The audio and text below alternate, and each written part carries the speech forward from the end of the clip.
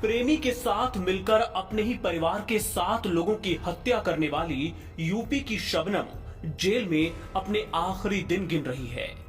फांसी की सजा से बचने के लिए अब वो हर पैंतरा अपना रही है। एक तरफ जहां उसने यूपी की राज्यपाल आनंदीबेन पटेल के पास दया याचिका भेजी है, तो दूसरी ओर अब मां की जान बख्शने के लिए बेटा भी राष्ट्रपति से गुहार लगा रहा है। जी हां, बुलंदशहर में अपने नए परिवार के साथ रह रहा शबनम का 13 साल का बेटा ताज चाहता है कि राष्ट्रपति उसकी मां की फांसी की सजा माफ कर दें। शबनम के बेटे ने कहा, मेरी राष्ट्रपति अंकल से अपील है कि मेरी मां को फांसी ना दें। मैं उनसे बहुत प्यार करता हूं। और जब उससे पूछा गया कि क्या उसे लगता है कि राष्ट्रपति उसकी बात सुनेंगे, तो उसने बेहद मासूमियत भरा जवाब दिया। आपने क्या महामहिम से अपील की है और क्यों की है बेटा? मेरा नाम मोहम्मद ताज है और मैं यहाँ पे 7 साल से हूँ।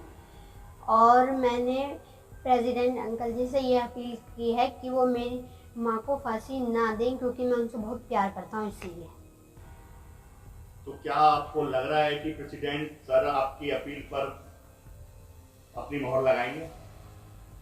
ये तो उनकी मर्जी है। वैसे अगर बड़े से कोई बात कहते तो बच्चों की बात को मान लेता है। ताज शायद अपनी मां के गुनाहों की गंभीरता से अनजान है, या यूं कहें कि मां के जघन्य अपराध की अभी उसे समझ नहीं है। वो बस अपनी मां को जिंदा देखना चाहता है, उस मां को जिसकी कोख से उसने जन्म लिया। दरअसल ताज का जन्म 13 दिसंबर 2008 को मुरादाबाद की जेल में हुआ था। वो 6 साल 7 माह और 21 दिन तक अपनी मां के साथ जेल में ही था।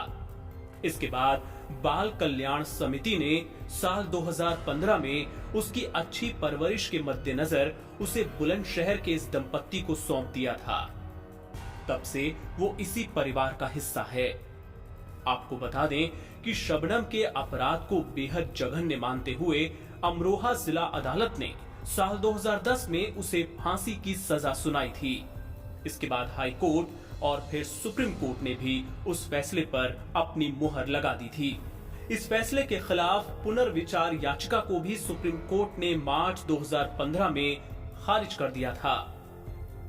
राष्ट्रपति ने भी साल 2016 में शबनम की दया याचिका को ठुकरा दिया था। अब देखना होगा कि क्या वाकई इस मासूम की अपील पर राष्ट्रपति गौर करेंगे, या शबनम वो पहली महिला बन जाएगी जिसे आजाद भारत में फांसी मिलेगी। एनबीटी ऑनलाइन की रिपोर्ट।